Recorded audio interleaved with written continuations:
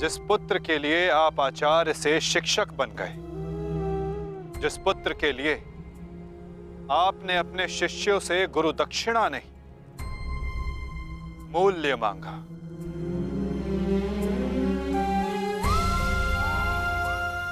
और उसी पुत्र के कारण आप एक एक करके अधर्म की सीढ़ियां चढ़ते चले गए आचार्य। मनुष्य प्रेम में उत्थान करता है, परंतु मोह में केवल उसका पतन होता है आचार्य। आप जिसे पुत्र प्रेम समझते रहे, वो पुत्र प्रेम नहीं, पुत्र मोह था आचार्य, और वही आपके पतन का कारण भी।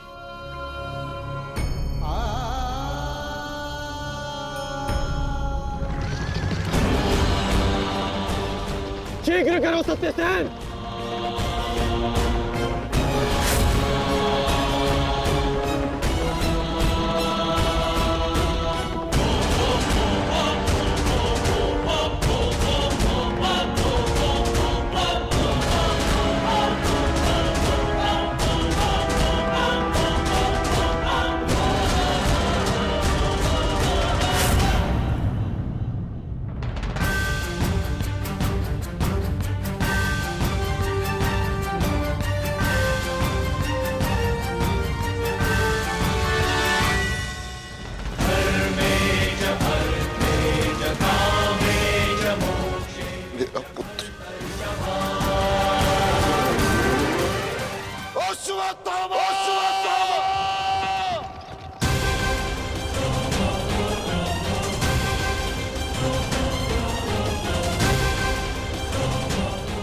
आपके साथ छल हुआ है आचार्य। अश्वत्थामा जीवित है। पिताश्री! पिताश्री!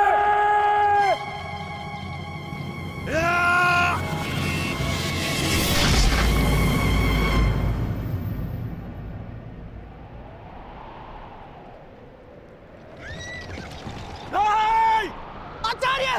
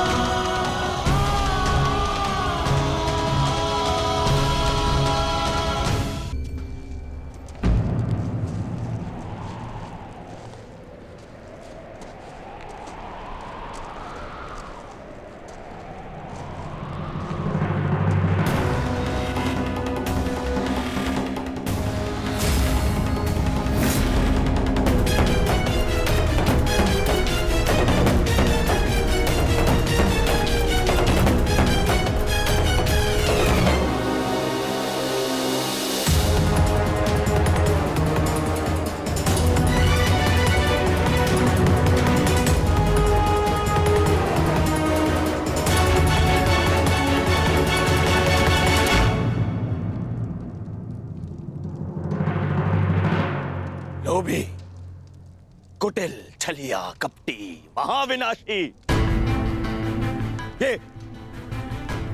ये सारी उपाधि इस दुर्योधन की थी, परंतु आज युधिष्ठिर तुमने मुझसे ये सारी उपाधियां छीन ली और अपनी बना ली। आज तुम इन सारी उपाधियों के सम्राट बन गए।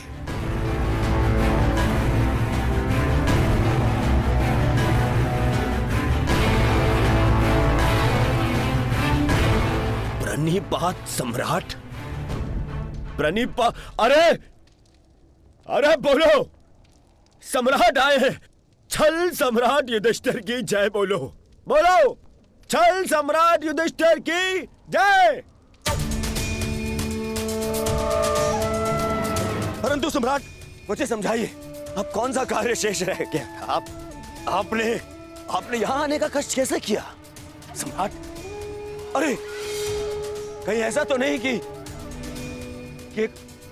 लकड़बग्घे की तरह गुरु आचार्य द्रोण के शव पर भोज मनाने आए हैं आप?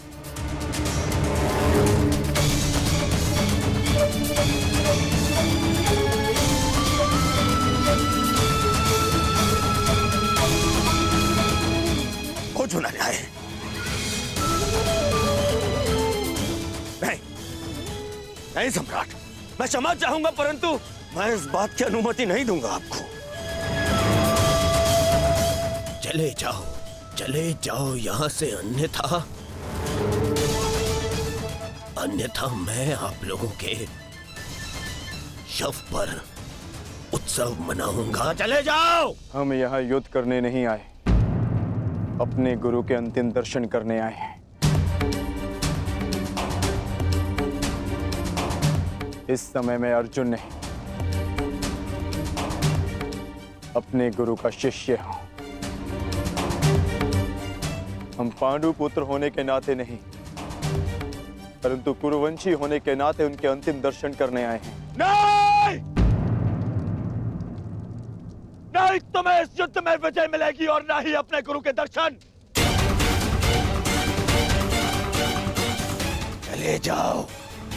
चले जाओ यहां से, अन्यथा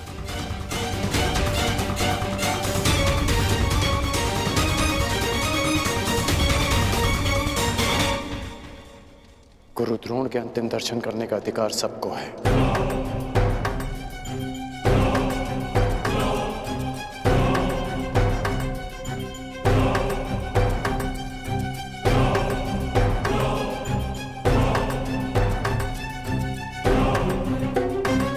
बहुत बड़ी गुरु दक्षिणा दी आपने अपने गुरु को, छल से मृत्यु दी तुमने अपने गुरु को। उन्होंने अनेकों दिव्यास्त्र सिखाए तुम सबको, परंतु विश्वासघात नामक अस्त्र का कोई उत्तर नहीं था उनके पास। धर्मराज, क्या उत्तर है आपके पास आपके छल का?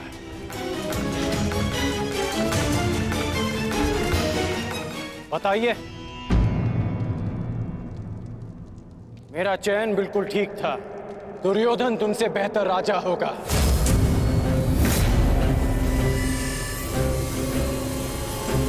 दुर्योधन की अनीतियों पर मैं क्रोधित हूं, परंतु तुम्हारी अनीतियों पर मुझे घृणा आती है। मित्र, शिष्य होने के नाते अपने गुरु के अंतिम दर्शन का अधिकार है इन्हें? नहीं, अंगराज ठीक कह रहे हैं मित्र।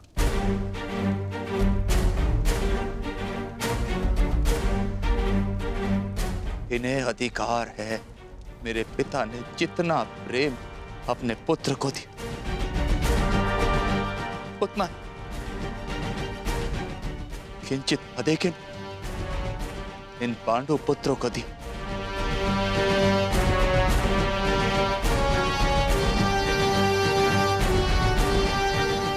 उससे भी अधिक इस अर्जुन को। एक पुत्र अपने पिता का ऋण चुकाता है, उसे जीवन देने का ऋण। मैं भी अपने पिता के दिए जीवन का ऋण चुकाऊंगा, और वो ऋण पांडवों को चुकाना होगा।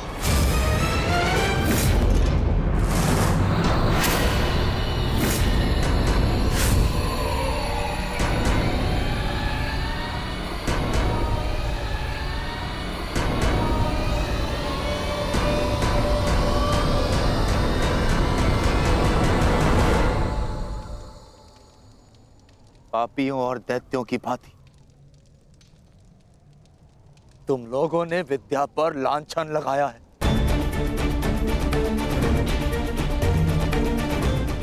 ज्ञान का नाश किया है तुम लोगों ने, नाश। धिक्कार है तुम लोगों पर।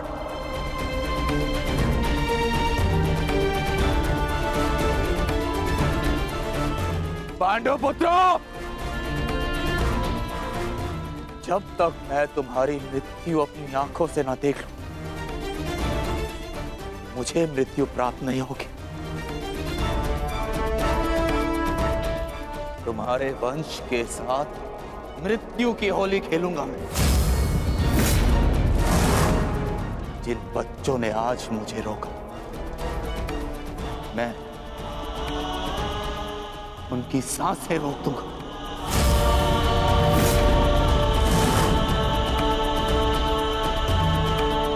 जिन बच्चों ने आज मुझे रोका,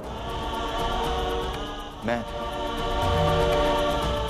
उनकी सांसें रोक दूंगा।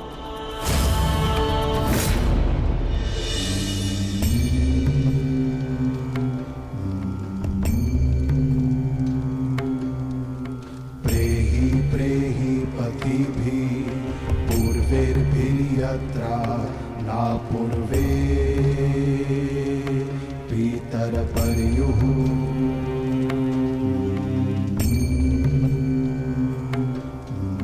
भूभरार्जना स्वधया मदन्तायमं पश्यासि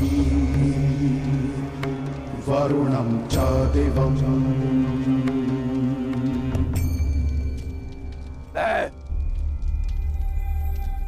द्रोण पुत्र अश्वत्थामा, ये प्रण लेता हूं कि तुम्हारे संपूर्ण वंश को नष्ट कर दूंगा, नष्ट कर दूंगा, नष्ट कर दूंगा, नष्ट कर दूंगा, नष्ट कर दूंगा, नष्ट कर दूंगा।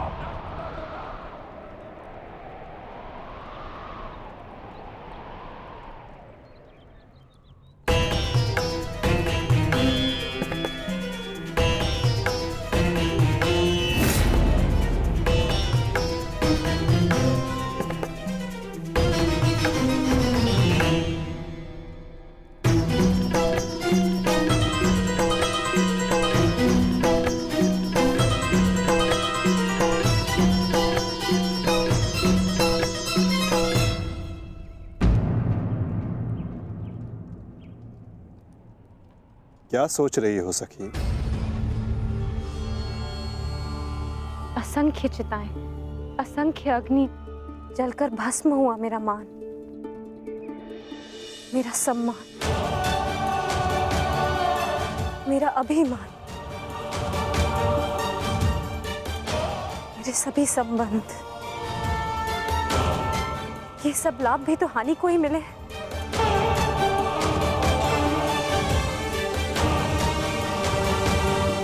वो देखिए माधव,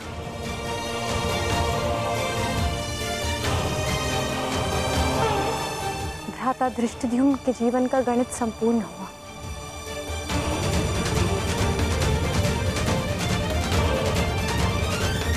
अब उनके जीवन का न्यून लाभ है।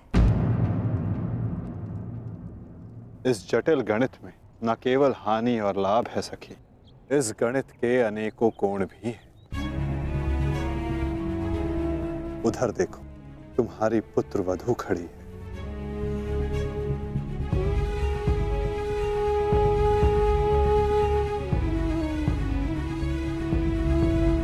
जो वस्त्र हरण तुम्हारे साथ हुआ, वो अन्य किसी स्त्री के साथ ना हो, उसकी लज्जा का रक्षण हो सके, ये लाभ। संसार में शोषण करने वालों को पर्याप्त दंड मिल सके सखी, ये लाभ। आने वाली पीढ़ियों को ज्ञात रहे कि स्त्री का मान भंग करना, उसका शोषण करना मानव हत्या से भी अधिक दंडनीय अपराध है, ये लाभ। और ऐसे लाभ के लिए बलिदान अनिवार्य है सखी, और ऐसे बलिदान देने की क्षमता सब में नहीं होती सखी।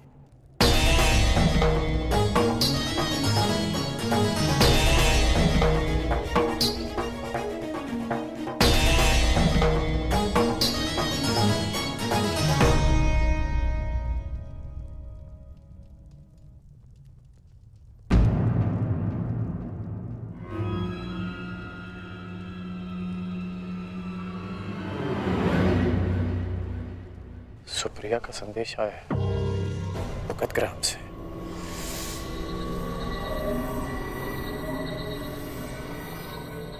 वो मृत्यु शैया पर है।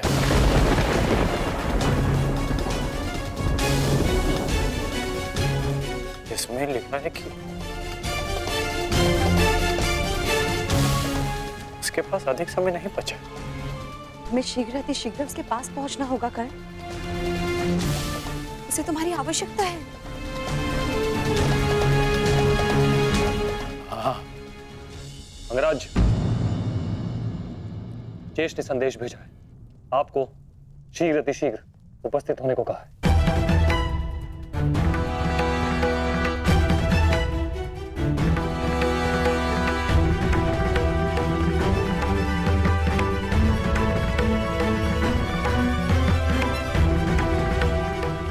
मुझे जाना होगा,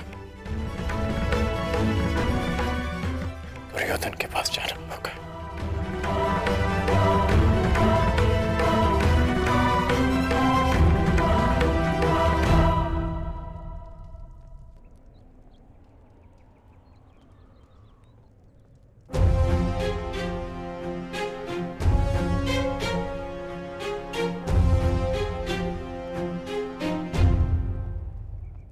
अनेक दिनों से मेरा हृदय ही नहीं,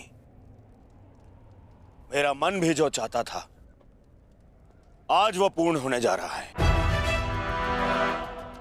दुर्योधन की पताका और हस्तिनापुर का ध्वज दोनों ही अब बलशाली होने जा रहे हैं। इस पताका की तीक्ष्णता और भी तीव्र होगी, क्योंकि इस पताका का नेतृत्व करेगा मेरा मित्र अंगराज कर्ण।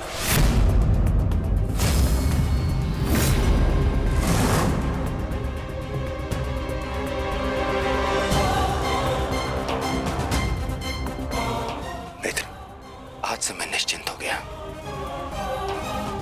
मुझे पूर्ण विश्वास है कि तुम्हारे नेतृत्व में इस युद्ध में विजय हमारी ही होगी। आज से हमारी सेना के सेनापति हो तुम।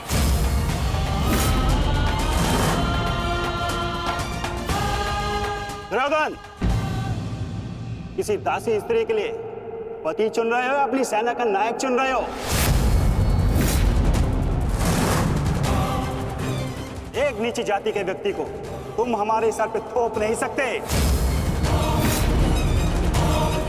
किसी सारथी का पुत्र तुम्हारे उपकारों के बीच पे बना राजा मैं नहीं मानता कि ये सेनापति बन सकता है, क्योंकि पलतरन पैरों में शोभा देते हैं, ना कि मस्तक पर। मेरे होने वाले सम्राट, और हाँ अंगराज कर्ण, देखो तुम दोनों बुरा मत मानना। प्रश्न केवल ये नहीं है कि अंगराज शूद्र है या क्षत्रिय। प्रश्न तो ये है कि सेनापति पद किसे मिलना चाहिए। सेनापति पद के लिए आवश्यक क्या होता है? बुद्धि और शक्ति। और अंगराज, आपके बुद्धि पर किसी को कतई संदेह नहीं ना, परंतु संदेह है तो केवल और केवल आपकी शक्ति पर। अंगराज अभेद थे, अब नहीं है। कवच और कुंडल भी था इनके पास, अनेकों अस्त्र थे जो अब नहीं है, जो अब अंगराज खो चुके हैं। और हाँ, खास बात तो यह है, अर्जुन के लिए जो अस्त्र था वो भी आप खो चुके हैं। तो इसका पूर्ण अर्थ यह है दुर्योधन कि अंगराज अब उस बूढ़े शेर की भांति हो गए, जिसके दांत भी टूट गए हैं और पंजे के नाखून भी झड़ चुके हैं। और ऐसे शेर के साथ चूहे भी व्यंग करते हैं। अब महाराज शल्य को देखो, इनकी शक्ति और भव्य सेना की सहायता से हम विजय प्राप्त कर सकते हैं। अब यदि अंगराज आपके परम मित्र हैं तो वो भी इस बात को मानेंगे, हैं? क्यों अंगराज? खामोश रही। मुझे कर्ण की मित्रता पर कोई संदेह नहीं है। जिसने अपना सबसे महत्वपूर्ण शस्त्र मेरी सुरक्षा के लिए उपयोग कर लिया, और ना ही उसके शौर्य पर। संदेह तो मुझे शैल्य पर है, क्योंकि कायरों के भांति रण छोड़कर भागना सबसे पहले इन्हें आता है। एक नहीं, दो बार अवसर मिला इन्हें, पर इन्होंने क्या किया? रण छोड़कर भाग गए, एक ऐसे चूहे की तरह जो केवल शेर की दहाड़ सुनकर ही भाग जाता है। भाग जाता है। इस चूहे को मैं ना तो अपनी सेना का सेनापति बनाऊं और ना ही अपने दासियों का पति। मूर्ख हो मूर्ख, तुम दोनों मूर्ख हो। एक मूर्ख का सम्राट और एक मूर्ख का सेनापति। तुम दोनों मूर्खों को लगता है पांडवों पे विजय पाओगे? बस मद्रराज,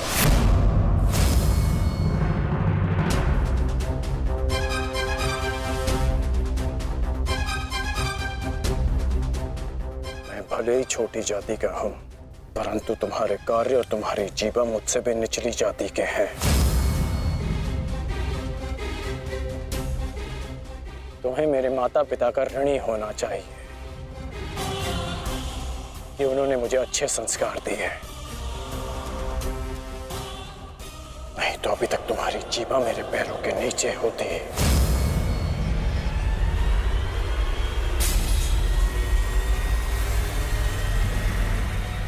अब एक और शब्द अपनी जीभा से निकाला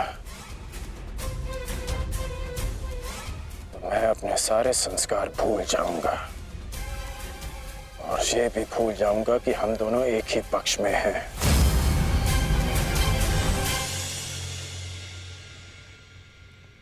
कुछ भी कह लो, कुछ भी कर लो, जब तक तुम सेनापति हो मैं नहीं लड़ूंगा।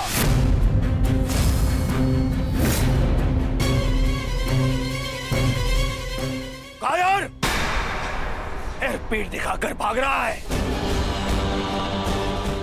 भूल गया अपने वचन, अपने प्राण, कि भेज दूं तुम्हारे राज्य में यह संदेश कि उनका राजा न केवल भगोड़ा है, पर अपने वचन भी नहीं निभाता।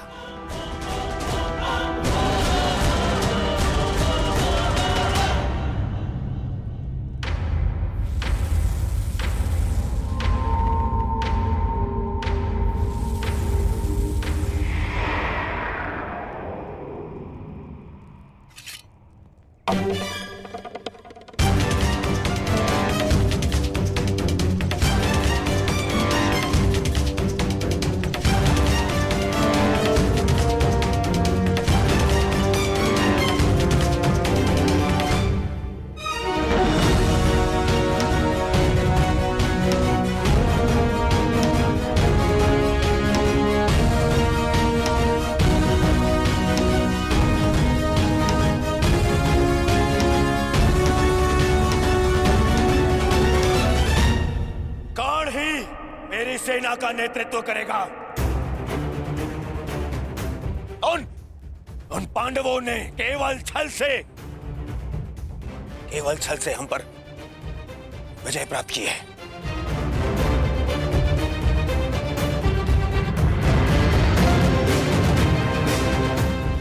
कर्ण मेरा कवच है, मेरा विश्वास है।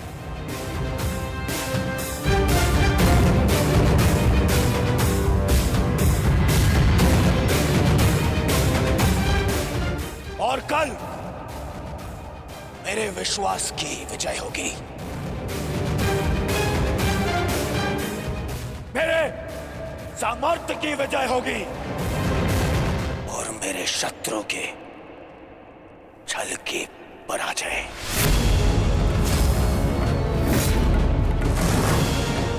अंगराज कर्ण की, अंगराज कर्ण की, सर सेनापति की, सर सेनापति की।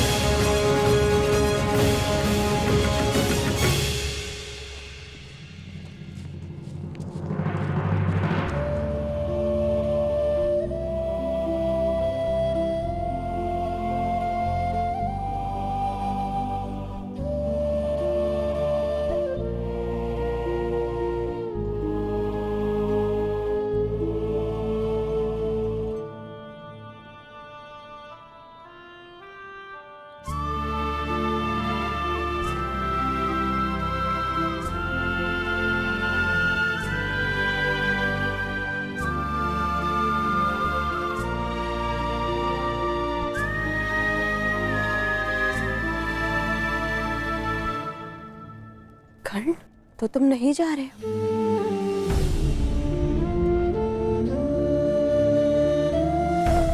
कर्तव्य का बंधन अपनों के बंधन से बड़ा होता है वृषाली।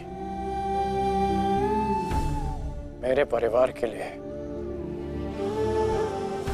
मैं अनेकों परिवारों का विश्वास नहीं तोड़ सकता। सेनापति का कार्य एक पति के कार्य से बड़ा होता है।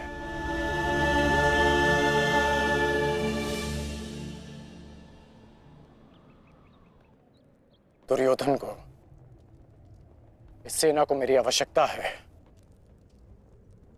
मैं अपने कर्तव्य से पीछे नहीं हट सकता।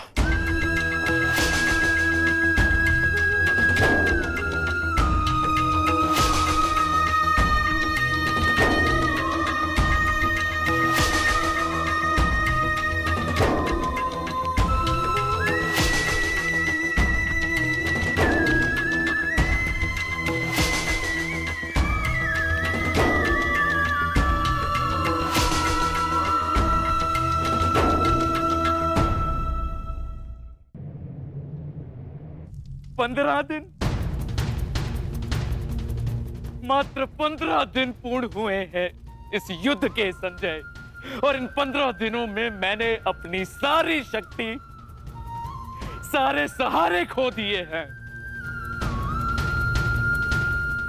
ताचरी शरशैया पर आचार्य द्रोण की निर्दयता से हत्या कर दी गई, और मैंने अपने 90 पुत्रों को खोया है।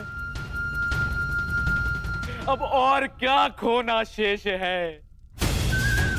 क्या मैं अपने 10 पुत्रों को भी खो दूंगा? जब मेरा कुरुवंश ही समाप्त हो जाएगा, जब मेरा पिंड दान करने के लिए कोई नहीं रहेगा, तो क्या लाभ ऐसे विजय का, और क्या हानि ऐसे पराजय से? ये कैसा अकाल आया है संजय, जिसने मेरे कुरुवंश के वृक्ष की सारी शाखाओं को सुखाकर रख दिया। किस काम की? इस प्रकार से अपनी आशा को मत खोइए महाराज। युद्ध अभी शेष है, और अंगराज कर्ण ने आज ही सेनापति का पद संभाला है महाराज। वो अपने वचन को अवश्य ही पूर्ण करेंगे, और जब तक अंगराज कर्ण जीवित है महाराज, तब तक कुरुवंश के वृक्ष को कोई नहीं सुखा सकता महाराज।